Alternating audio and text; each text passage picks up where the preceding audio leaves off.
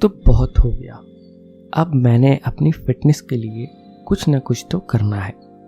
मैंने ये सोचा है कि आज से मैं अपनी फिटनेस के लिए कुछ तो करूँगा, बट ये नहीं पता है कैसे करूँगा, कहाँ से डाइट स्टार्ट करनी है, कहाँ से वर्कआउट स्टार्ट करना है, कैसे करना है, कौन से डाइट प्लान फॉलो करना है, कौन सा वर्कआउट प्लान फॉलो करना है, क्या जिम जाना ज़रूरी है या बिना जिम जाए भी मैं फिट रह सकता हूँ। ऐसे ही कुछ सवाल मुझे भी थे जो आपको स्टार्टिंग में परेशान कर सकते हैं। आप सभी का स्वागत करता हूँ मैं मेरे पहले पॉडकास्ट में।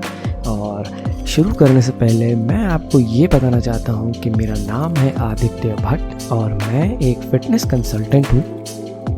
मुझे फ़िटनेस इंडस्ट्री में लगभग 4 साल का एक्सपीरियंस हो चुका है और ये जो एक्सपीरियंस मैंने इतने सालों का एक्सपीरियंस है, जो इन्फॉर्मेशन है वो मैं आप लोगों के साथ शेयर करने वाला हूँ। इस पॉडकास्ट में हम कुछ विषयों पे बात करने वाले हैं। पहला, जो कि आप टॉपिक या टाइटल से समझ ही गए होंगे, जाहिर सी बात है कि शुरू कैसे करें। और जो दूसरा है वो है क्या जिम जाना ज़रूरी है।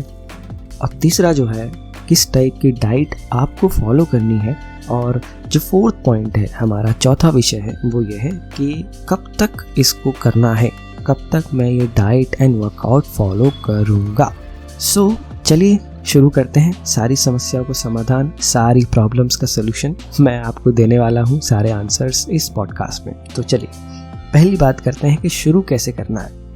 तो शुरुआत में आप एक काम ये कर सकते हैं, अगर आपकी लाइफस्टाइल बिल्कुल ही सेडेंटरी है, यानी कि आप कुछ नहीं करते हैं, कोई भी एक्टिविटी लेवल नहीं है, तो ट्राई करिए कि आप थोड़ा सा आपका एक्टिविटी लेवल बढ़ाएं। एक्टिविटी का जो लेवल है वो आपका पैदल चलने से बढ़ सकता है।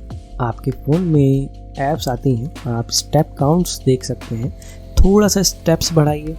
और इसके बाद अगर आपको स्टेप्स या फिर आप स्टेप्स अच्छी खासी कंप्लीट कर लेते हैं तो आप कोई स्पोर्ट्स खेल सकते हैं या फिर आप कहीं भी स्ट्रेचिंग कर सकते हैं, थोड़ा सा योगा कर सकते हैं। जस्ट स्टार्ट, एक कदम थोड़ा सा आगे बढ़ाइए, क्योंकि हर बड़ी चीज़ की शुरुआत एक छोटे से स्टेप से ही होती है।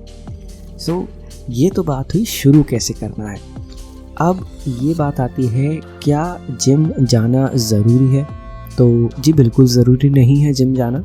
आपको बिल्कुल भी ज़रूरी नहीं है कि आप जिम में घंटों बिताएं, क्योंकि अगर आपको जस्ट नॉर्मल फिट होना है तो फिर आप वो काम किसी भी एक्टिविटी से कर सकते हैं।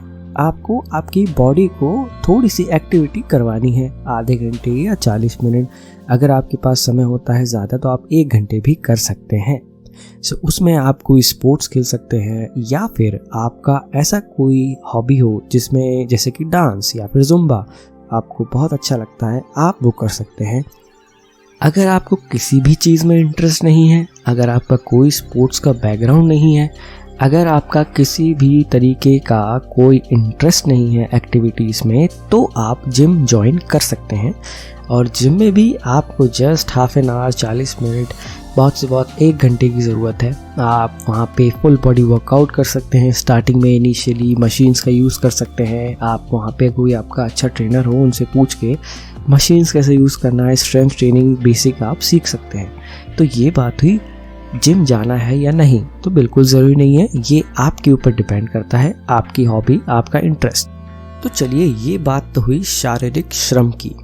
अब हमने अपनी शरीर को मेहनत करने की आदत डाल दी है, लगभग कुछ समय हो चुका है, हमने स्टार्ट किया है। अब हमको डाइट के बारे में सोचना है। डाइट का क्या करें तो कौन सी डाइट फॉलो करें, बिकॉज या फिर क्योंकि मार्केट में कई सारी तरीके के प्रोडक्ट हैं, कई सारे तरीके के कोच हैं जो कुछ महीने में, 1 महीने में, 10 दिन में कुछ आपकी वेट लॉस की गारंटी देते हैं। बट ये सब आपको नहीं करना है, क्योंकि ये सिर्फ एक मार्केट की स्ट्रैटेजी है, इसमें आपको नहीं पड़ना है। देखिए, आपको आपका जो खाना है उसको क्वांटिफाई करना होगा। अगर आपको क्वांटिफाई करना आ गया तो आप सब कर जाएंगे। देखिए, क्वांटिफाई करना बिल्कुल भी टफ नहीं है, बिल्कुल भी कठिन नहीं है। आपको कुछ नहीं करना है, जो आप खा रहे हो, जितना खा रहे हो उसको एक डायरी में नोट कर लीजिए, दैट्स इट। और फिर उसके बाद उसकी जो कैलोरीज आप निकाल सकते हैं, आप 1 हफ्ते, 10 दिन, 15 दिन इसको करिए।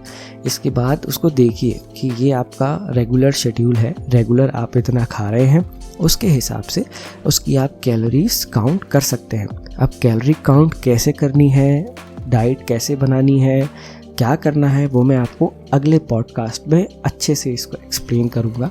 सो अभी सिर्फ आपको आपकी कैलोरीज पता करनी है, बस आपको लिखना है। आप वो भी मत करिए, कैलोरीज पता नहीं करिए, आप बस लिख लीजिए कि आप क्या खा रहे हो और कितना खा रहे हो, दैट्स इट। सो ये जो हुआ, ये बात हुई आपकी डाइट की।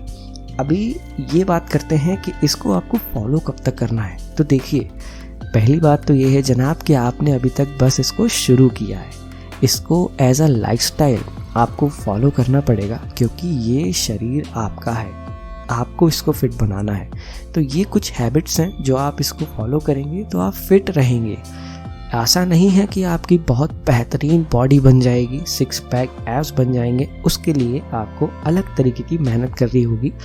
इस पॉडकास्ट में मैं बस आपको ये बताना चाह रहा हूँ कि आप एक कदम आपकी फिटनेस की ओर कैसे ले सकते हैं, दैट्स इट। अगर आप एक कंप्लीट बिगिनर हैं तो ये तो हुई इस पॉडकास्ट की बात। बाकी धन्यवाद अगर आपने इसको पूरी तरीके से सुना हो, और प्लीज़ इसको शेयर करिए अगर आपने इस पॉडकास्ट से कुछ सीखा हो। तो बहुत बहुत धन्यवाद आप सभी का इस पॉडकास्ट को सुनने के लिए। और हाँ, मैं इंस्टाग्राम और यूट्यूब पे भी इसी तरीके का कंटेंट डालता हूँ, और आने वाले समय में फिटनेस से रिलेटेड और भी कई सारा कंटेंट मैं अपलोड करने वाला हूँ। सो बने रहिएगा। तब तक के लिए नमस्कार, बढ़िया है, खुश रहिए, आबाद रहिए। और हाँ, इंस्टाग्राम और यूट्यूब का मेरा जो नाम है वो है @it's आदित्य भट्ट। आप मुझे इंस्टाग्राम पे फॉलो कर सकते हैं, यूट्यूब पे भी सब्सक्राइब कर सकते हैं। बाकी मिलते हैं आपको नए किसी दूसरे पॉडकास्ट में। तब तक के लिए अपना ख्याल रखिए, फिट रहिए, स्वस्थ रहिए। धन्यवाद।